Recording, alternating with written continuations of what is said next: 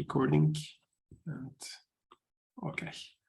So good morning, everyone. Today we are lucky to host Desmond Elliott, and let me say this first. Apart from all his cool research, he is also one of the nicest persons I know. So let me first introduce him to you. Desmond is an assistant professor at the University of Copenhagen, where he builds and attempts to understand multimodal and multilingual models. His work received many awards, like the Best Long Paper Award at Ian Malati 2021 and Area Chair Favorite Paper at Calling 2018. He organized many interesting shared tasks and workshops, such as the multimodal machine translation shared task, which lasted from 2016 to 2018. He has a workshop on grounded sequence-to-sequence learning, the How to Challenge workshop at ICML 2019, and I guess the last one was the workshop on multilingual multimodal learning at ACL 2022. And today he will talk about Pixel, a new language model that processes written text as images, which gets rid of the tokenization bottleneck. Again, thanks for accepting our invitation, Desmond, and the stage is yours. Thank you, Aiku, for such a generous introduction. I'm really glad to be here. It's a shame I couldn't be in Turkey in person, but maybe some other time this would be possible. This is joint work with a lot of really great people. Philip and Jonas and Emanuela are PhD fellows at the University of Copenhagen. Liz Zaleski is a PhD fellow at Johns Hopkins University, and Miriam Delano is now an assistant professor at KU Leuven. And this collaboration came about as a result of wondering why we're still working on tokenization in then 2021. I hope that you can hear me clearly. If not, send a message in the chat or somehow indicate, and I will try to fix that problem. So let's dive into it. If you have been paying attention to the literature over the last year or two, you have probably seen the idea that scale is one of the most important things in accelerating the impressive performance of our deep learning models. It's also part of the public consciousness now. This infographic on the left-hand side from The Economist shows how we've had this exponential increase in the amount of computing resources used to train a variety of vision and language and other types of models, going from BERT, which seemed really large in 2018, all the way up to PaLM in 2022, which was a phenomenal amount of computing used. And unfortunately, the blessings of scale don't apply equally to all of us. I don't know what your situation is at your own university, but here we're quite lucky if our students can grab 4 Titan RTX for 10 days on our local Slurm cluster. Whereas some of these models like Lambda or DALL-E 2 or PaLM, these are trained on enormous amounts of compute. And so this brings about the question in me, and I think in many other people, of what's actually left. And I think from the perspective of NLP, what's left is NLP for all written languages. This slide is taken with credit from Sebastian Ruder from a summer school he gave earlier this year. There was a really nice paper from Van Esch and colleagues at LREC 2022. And by diving through the literature, they found there was widespread agreement that there are about 7,000 spoken languages in the world, of which 3,000 are agreed to have a canonical or non-canonical written form. And at least 400 of those languages have more than 1 million speakers. This is a huge number of languages compared to what state-of-the-art NLP covers, which is typically about 100 languages with really high performance. If you take a model like XLM Roberta or XGLM, it's usually about 100 languages. And this results in a lack of technological inclusion for billions of people in the world. If we look at these infographics down here at the bottom, we can see that if you are a member of a high number of speakers in your language, like English or Mandarin, you can expect high quality language processing technologies. If we move a little bit to the left, we quickly encounter Turkish, which according to my sources has about 80 million speakers. And to the best of my knowledge, Turkish NLP is notoriously difficult for many reasons, one of the most famous being its complex morphology. But Turkish should not be a low resource language. It should be possible for us to have high quality NLP systems for Turkish. And this is not just a matter of which writing system you use. We can see on the right-hand side that Latin is by far the dominant language system with almost 2,500 languages covered by it. But if we think about other common writing systems, for example, the Cyrillic system, or even the Han Chinese character system, there are many billions of people who are not using this dominant script. And so what do we actually need to get NLP for all written languages? It's that we need systems that have an open vocabulary. This is well known in the literature, but I'll just rehearse this again. So if NLP is an open vocabulary problem, then we need our models to process unseen words. And the ability of a model to do this is ultimately determined by its vocabulary. There are two very popular ways of creating vocabularies in our language models. The first approach is what I would call something that's trained over a corpus. And I use trained here in quotes because I don't really agree with this phrasing, but I'm using it as is. If we take an approach like byte pair encoding, we take all of the characters we could possibly observe in our corpus, and then we iteratively merge these together into units for a given number of merging operations, and then we have our resulting vocabulary. And unseen tokens are typically not in the vocabulary unless there's some kind of character level or byte level backoff. More recently, this year, we've seen two corpus-independent approaches, one of them based on using only character representations, and the other, which goes even further below that, works with byte-based representations. In both of these instances, we need to deal with much longer sequence lengths on average, and both the paper by Clark and by Xu show some interesting technical approaches to dealing with this issue. The claim that I want to make today is that we can create a completely open vocabulary language model by rendering text as pixels and kind of viewing language processing and visual processing as something that has a shared common goal. The inspiration for this came from two different pieces of work. The first is by Selesky and colleagues. They showed in 2021 that they could train a very nice machine translation system that processed visual text representations in the encoder and used these as the inputs to a standard subtoken level decoder. They showed some really nice robustness properties and that it managed to handle many different scripts within the visual embedder, although their models, the language pairs were trained independently here.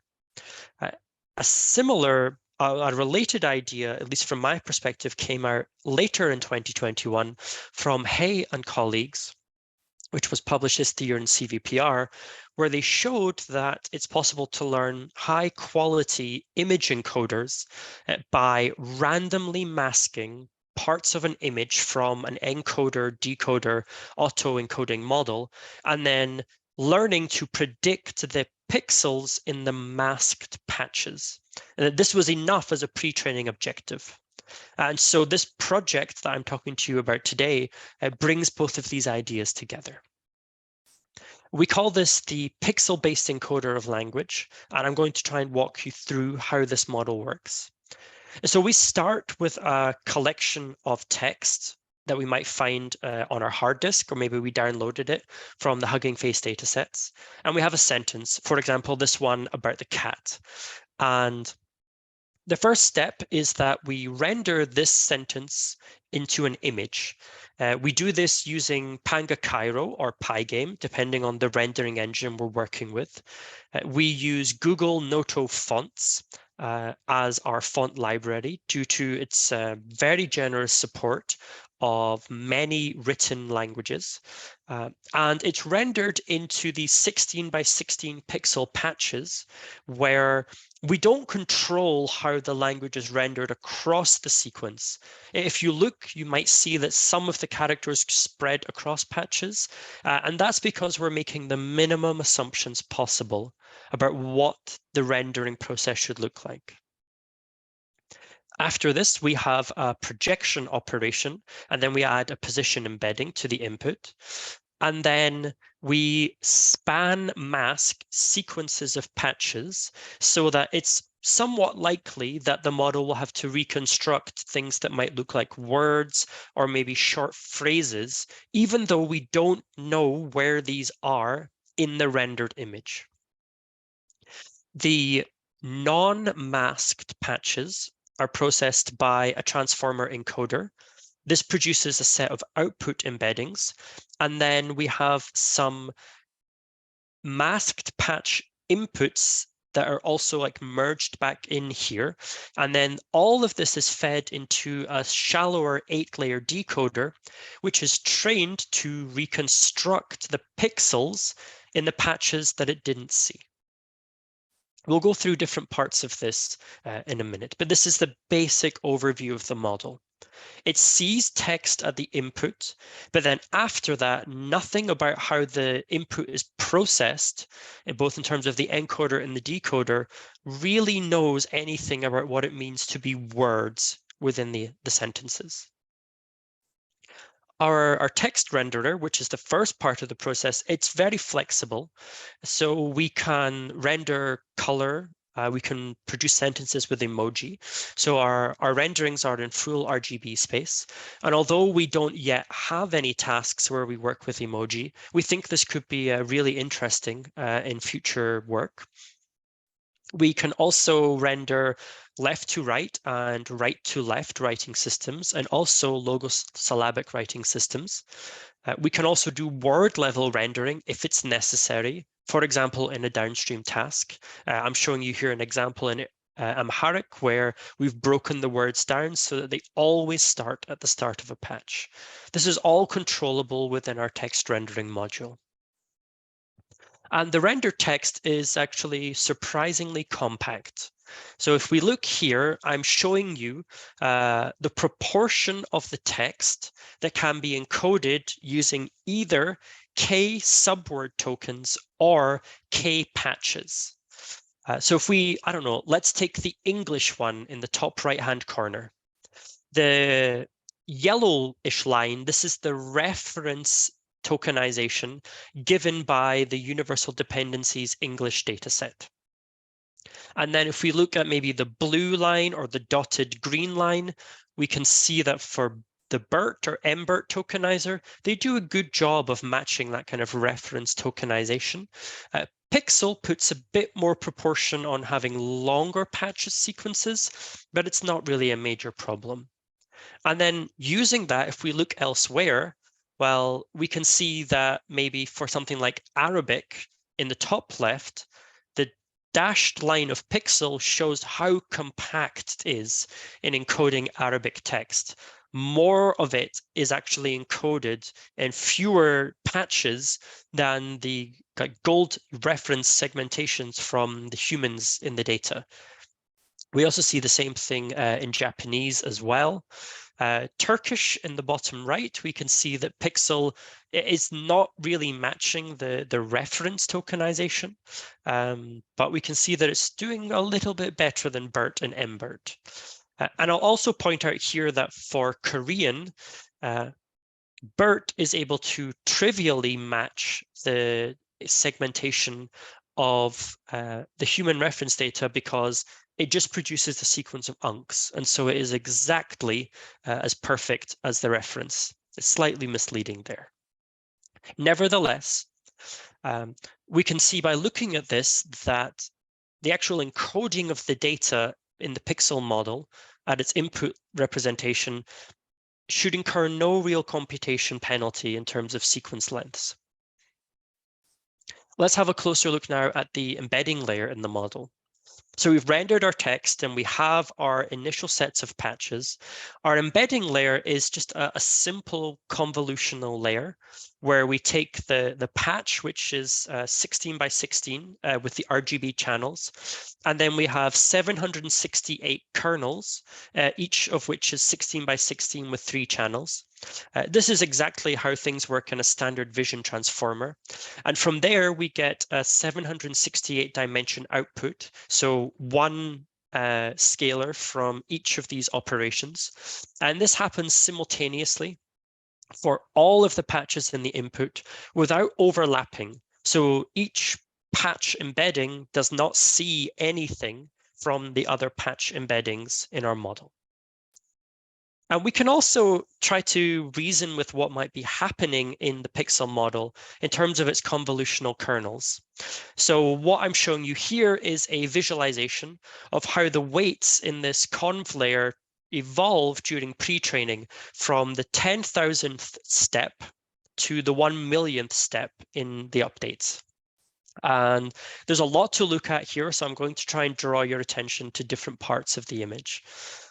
The parts of the image here, which are highlighted in pink, these seem to be kernels that are learning something about the presence or the absence of pixels within a patch. They're either like brilliantly activated or completely unactivated within the space. There's a second group of kernels that maybe appear to be looking at horizontal strokes in the space. There's clearly some kind of boundary line-based activations that we can see here. And finally, some of the kernels, these ones I've highlighted here in the black box, they look like they're catching kind of curved letter shapes on the boundaries of where text is rendered. And this kind of makes sense given that we didn't have any strict requirements about where the text should be rendered or any control over how this happened. Maybe when we have some time for questions at the end, you'll have some other thoughts about what these different patch visualizations might mean. I'd be happy to hear some of your thoughts later. So let's now talk a little bit more about the decoder. We have this 8-layer transformer. After the 8-layer transformer, we have our decoder output embeddings. We have a simple layer norm activation over that, and then a linear layer that projects this into our 16 by 16 by 3 pixel space. And that means we have no softmax normalization here. So we don't actually have a discrete vocabulary anywhere, as I hope you have seen. And the loss is just simply the mean squared error over the M masked patches that the encoder did not see. And this is how we're going to update the representations in the decoder and in the encoder so that it learns something about language through this pixel reconstruction task. After we have finished pre-training the model, we can throw away the decoder and use the output embedding representations in the encoder for downstream tasks. We can do this using either the CLS representation or a pool of the encoder outputs. We can also do word level tasks if we use the word level renderer, and I'll describe some of our word level tasks later. So I'd like to reiterate here what I think are the main benefits of this approach. This model can process any text that can be rendered. This means that it has an open vocabulary that is easily extendable to unseen text. This could be from ancient writing systems. It could even be from text that was scanned and not rendered perfectly with the font packages that we're using here. And thus, this means that we can start to give support for all written languages. Another difference from previous models is that Pixel has complete parameter sharing from the input representation all the way through to the output. And this is different from a standard language model that would have separate but related subwords in its embedding matrix, where some parts of the embedding matrix would never be used for different languages. Pixel doesn't do this kind of carving up of the representational space at its input layer. So how is this model trained? Well, we pre-train it on an English dataset. We use the English Wikipedia and the Bookcorpus. The span masking on the inputs in the encoder, this happens with a 25% probability. And our maximum sequence length is 529 patches, which if you imagined it as like a flat image, it's 8,400 pixels long. We trained this model for 8 days on 8 A100 GPUs. We're very grateful to Euro HPC for providing us with the computing resources that we needed. Our model has only 86 million parameters in the encoder, and the decoder is much more shallow. It has only 26 million parameters.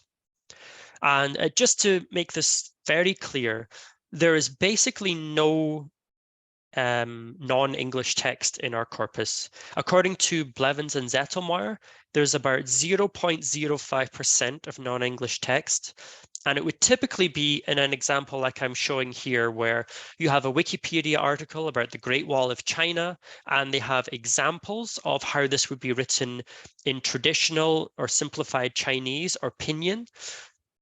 And I don't think that anyone would argue that you could learn Chinese language from these small fragments of Chinese text. The pre-trained model is freely available on Hugging Face. The first thing I'd like to highlight is that Pixel is, it's a new type of generative model of language. It's generative in the pixel space. And so what I'm showing here is the same piece of text about penguins and how streamlined they are due to like where their knees fall. This is a piece of text that Philip really likes, and I can see why. It's pretty entertaining. And if we look from left to right, on the leftmost part, these are the pixel reconstructions after only 100,000 parameter updates. And if we go over to the right-hand side, this is it after 1 million parameter updates. And there are some really good things we can see here. In blue, I'm highlighting that as the model progresses, it gets much better at reconstructing the fact that penguins have these long legs. At the start of training, there's a lot of uncertainty, and this is expressed visually through the kind of noisy reconstruction. We see the same thing here for the fact that where their knees are positioned gives an illusion of something. You can see like the model moves through different iterations of this, including like creating a word clusion, which I don't think I've ever heard this word in the English language, but eventually it realizes that this is not necessarily what we'd expect. We can also see some examples where no matter how much pre-training it gets in these million steps, it's unable to resolve the ambiguity here. And I think some parts of the English language that it's reconstructing, it's just ambiguous what would come next here. And the model is not making discrete, like fixed predictions about which word is most probable. It's rendering these pixels, which is a slightly more challenging and difficult task in some ways, but in other ways, it's maybe not. There's an interactive demo of this on Hugging Face. You can also play around with that yourself if you have some text you want to give to it. Especially for today, I actually took something about the mission history from the KUIS seminar series website, and I put this through the model. And one thing that immediately stuck out to me is that it does a bad job of rendering these Turkish letters, the special C and the small I with no dot above it. We can see some examples here where it just refuses to render this. And I think this is because it's a rare occurrence in its pre-training data set. So while it realizes it needs to render a C, it hasn't seen enough evidence of how to render the diacritic on it. We can also see that, for example, the date, February 2010, 2013, it's very uncertain about what this date should be. And it's also not great at rendering acronyms like KUIS in the top right-hand corner. It also makes some struggle there. But elsewhere, throughout this, I think the reconstructions are quite good.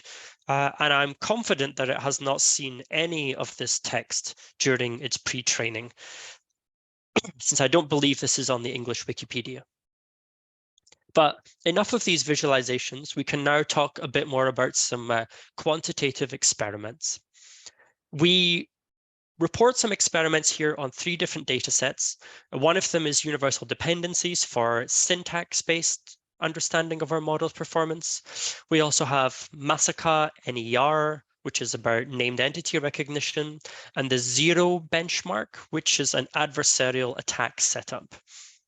We consider 3 possible models in this analysis. The first is our own model, which is Pixel-based, with only 86 million parameters in its encoder. We also evaluate against BERT-based, which has pretty much the same setup. It has the same number of layers, the same number of parameters within each of the transformer layers, but it has these additional embeddings and output projection matrices into the vocabulary space. So it's the most similar to our setup here. Canine is a model from 2022 that tries to solve the same problem that we're trying to solve, but they use UTF-32 code points, and they also train on a multilingual Wikipedia corpus.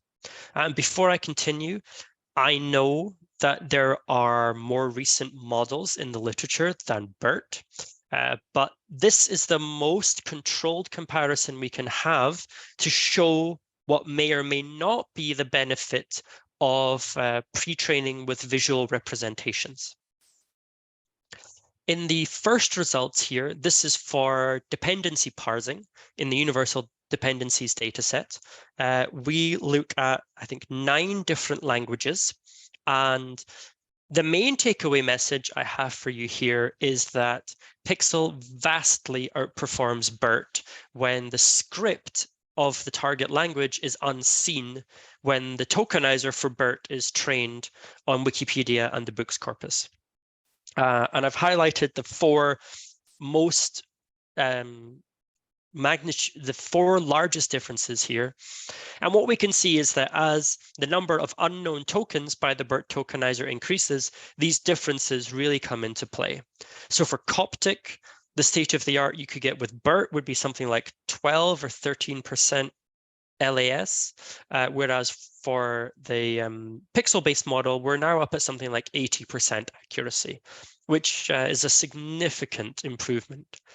We also see the same for Korean and Tamil and for simplified Chinese, but these results are not in the context of specialized models trained for either Korean, Tamil, or simplified Chinese, but they are with regards to the performance on the BERT model. Moving on to named entity recognition in African languages from Masaca NER. We now compare 3 different models, BERT, Canine, and Pixel. And looking across this, we can see that now a different story emerges. Almost all of these languages are written in the Latin script, except for Amharic. For the Amharic script, we can see that Pixel outperforms BERT trivially because, well, BERT can't encode anything here. It processes a collection of uncs, and doing named entity recognition on uncs is a complete random guess. The other thing that I think is really promising from this slide is that Pixel almost always outperforms Canine. And Canine was pre-trained on multilingual text, whereas Pixel was only pre-trained on English text. And I think this further confirms the benefit that you can gain from training with pixel-based representations of language. We can also go slightly off the deep end and see how far can we push this. We've run some experiments on trying to fine-tune Pixel with new fonts. So here I'm showing when we use the standard font for our pre-training, which is Go Noto Current. We also tried experiments where we changed this to using fonts with serifs.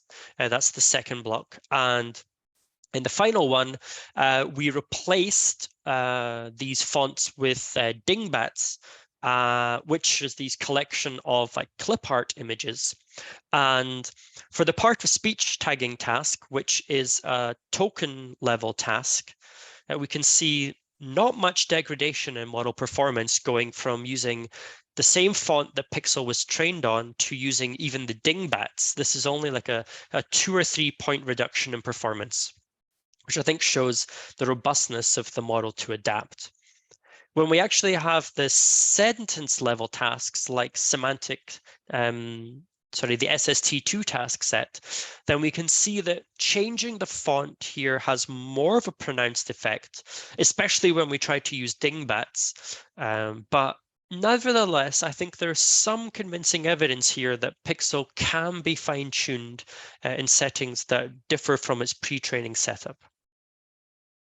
And if we go even further, we can try and evaluate how Pixel works against adversarial attacks, which happen in the visual space of the model.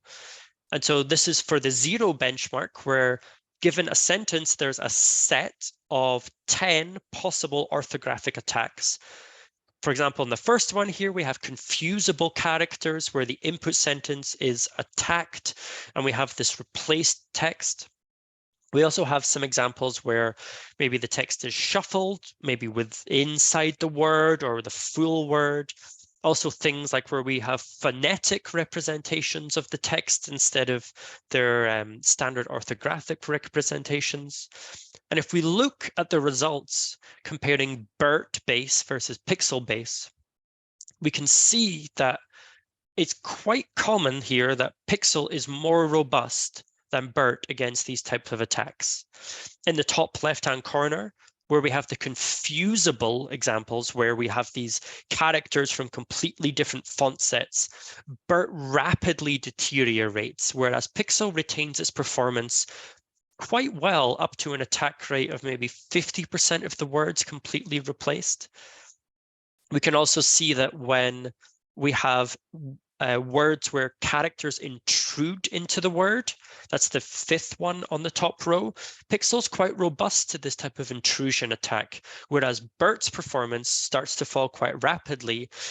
In both of these cases, I think this can be explained by the tokenizer of BERT producing a completely different segmentation of the word, which is a much more challenging thing for the model to compose in its transformer layers.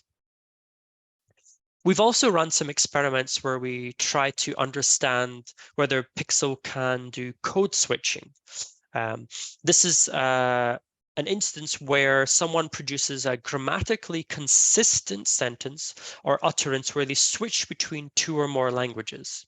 This is an example here from the LIN-CE benchmark, where we have a sentence where the person and the event are in English and the grammatically consistent utterance between them, I believe here is uttered in Spanish. And if we look here for 2 different tasks in this benchmark, there's one for part of speech tagging and there's one for named entity recognition. Pixel does a really good job, even though it's seen no multilingual text. So if we look on the left-hand side, for the Spanish-English code switching, Pixel and BERT perform quite similar to each other, and so does MBERT. Whereas when we work with Hindi-English code switching, Pixel outperforms both of these models in this case. I think that for BERT, this is a problem of tokenization and having poor coverage of the vocabulary. I don't know what's going wrong here for MBERT with Hindi-English code switching. This is something that we need a bit more investigation, but it's difficult for us to do this because the benchmark is hidden behind a website.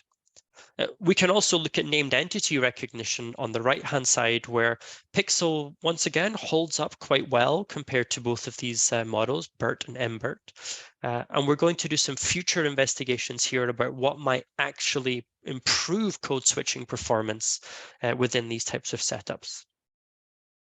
So this pretty much brings my talk to an end. I want to highlight some future work that I think is really exciting. We're currently exploring this here. The first is, well, obviously we have to scale this to multilingual pre-training. The pre-training we've done here is using predominantly English text, and this was for the sake of having controlled comparisons against BERT-based model. But would we have better representations from reconstructing multiple scripts? Yes, we do. I know this now. But what else can we do here? How should we balance the different languages that the model processes? There's more to come in this direction over the coming months. And we think this is a really interesting piece of future work. There's something else that we want to know, which is how does Pixel actually transfer so well across different writing systems? Is this due to the fact that we have this convolution layer at the bottom, and this is like really flexible about what it's willing to process? Is it the whole transformer stack within the model? Is it some kind of regularization we get from predicting pixels instead of discrete words?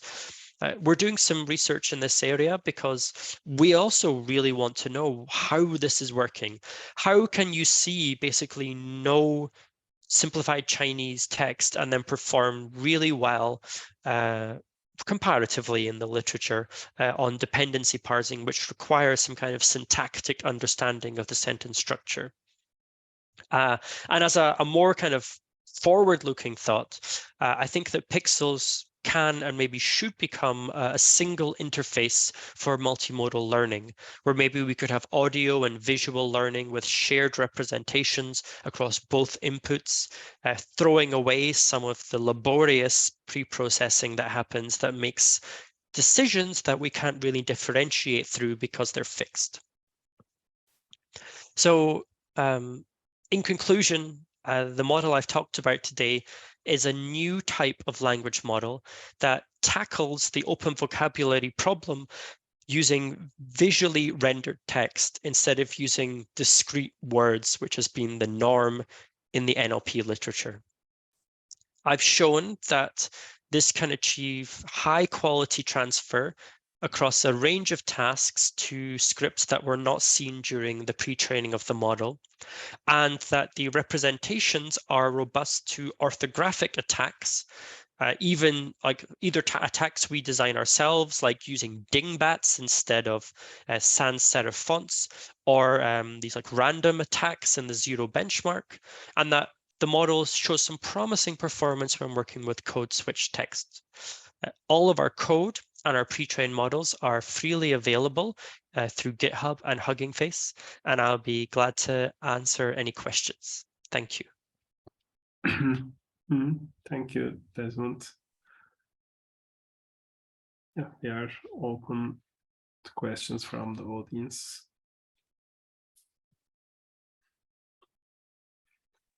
Hi, may I ask right now?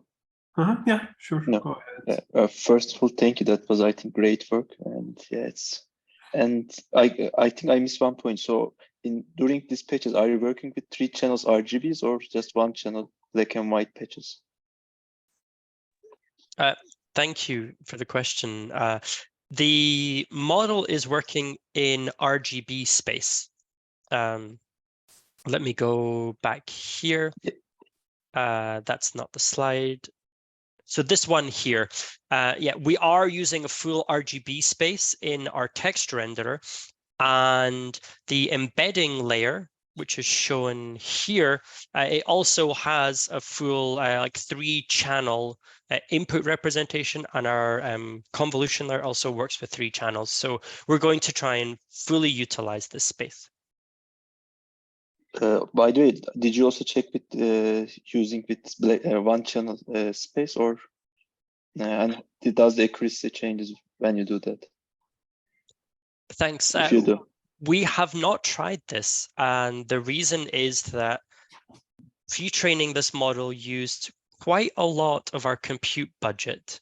In fact, we've only pre-trained the model twice.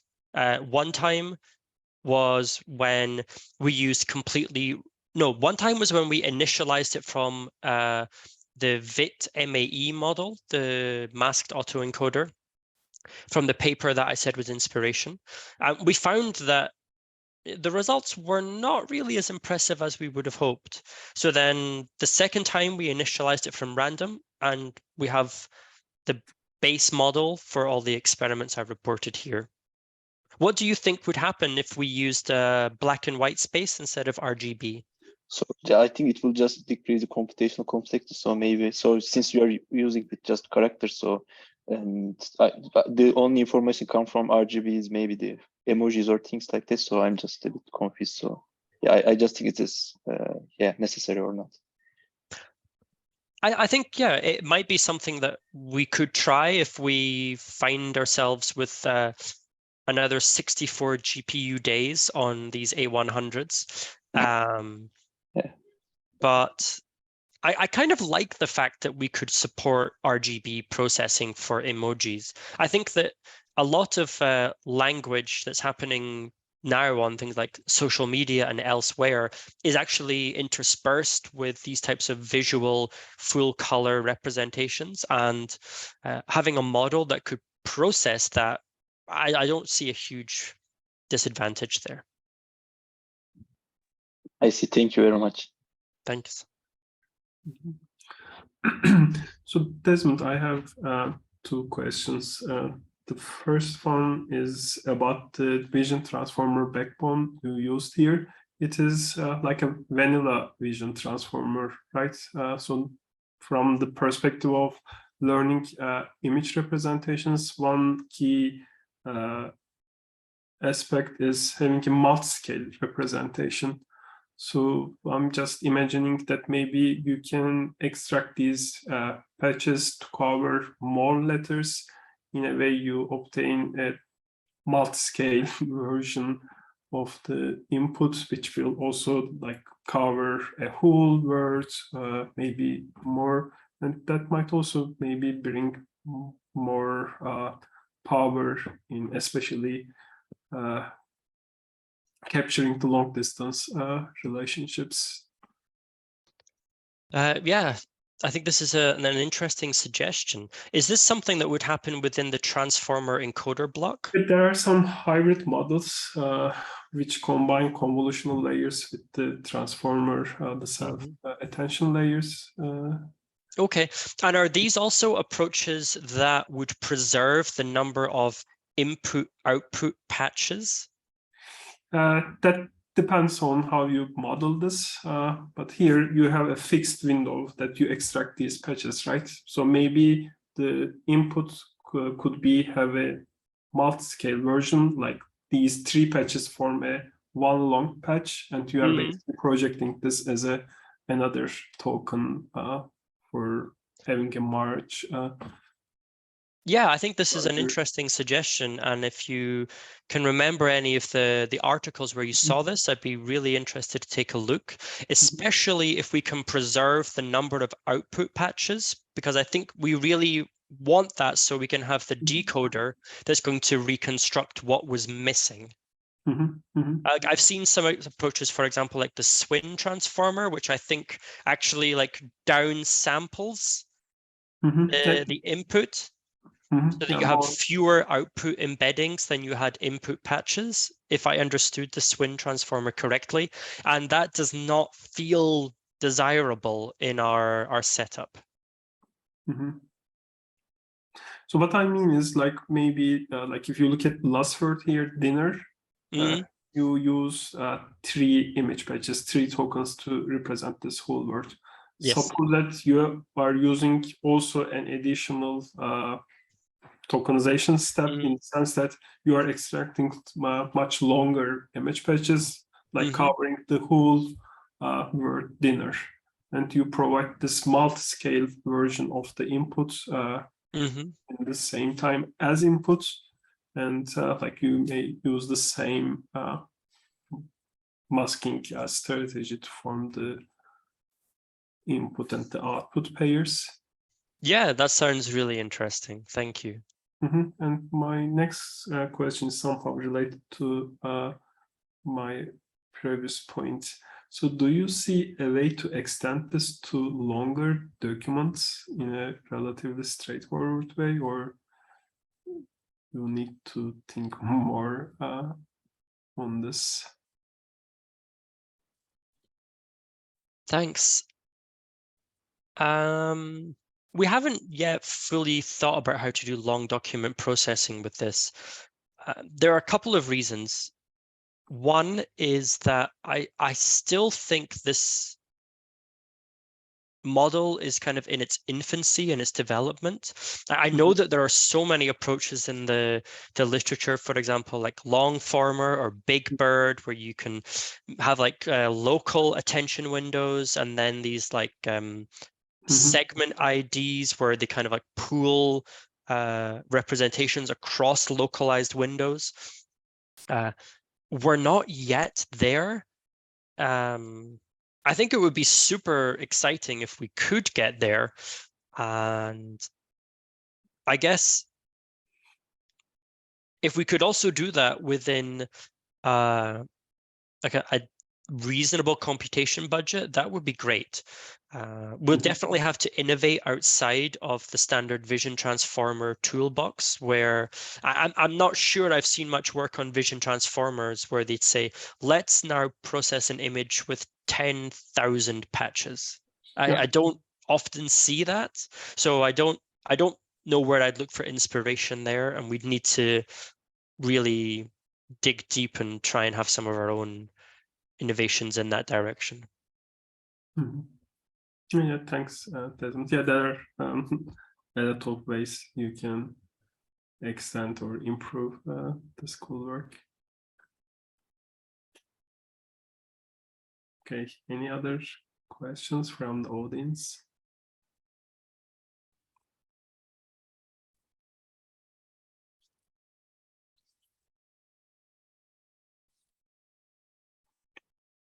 So can you go back to the visualization of these convolutional layers?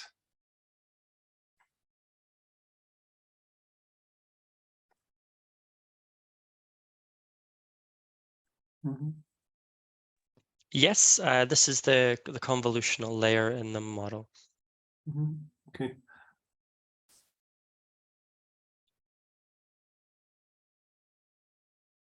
But here we are not clearly observing filters to detect certain like some parts of the letters and so on, right? These are more general purpose filters, I guess. Yeah, I agree with you. When I first thought of doing this visualization, I expected that we might see some filters that maybe learn a lot about horizontal or vertical strokes, but it seems like so many of them just seem to learn general abstract representations. This might be because we allowed the text renderer to just freely render text wherever it wants. We've also done some experiments recently where we try to use a mono-spaced font. I actually don't know what the convolution kernel looks like for that. But monospace fonts have their own problems, like you can't correctly render Arabic if you do this. So for us, it's kind of like discounted out. But personally, I expected to see a little bit more structure than what we see here. And I'm somewhat surprised that, at least to my own eye, I don't see it. And I keep asking people whether they might see something, but it sounds like you don't. Yeah, same with you. Yeah.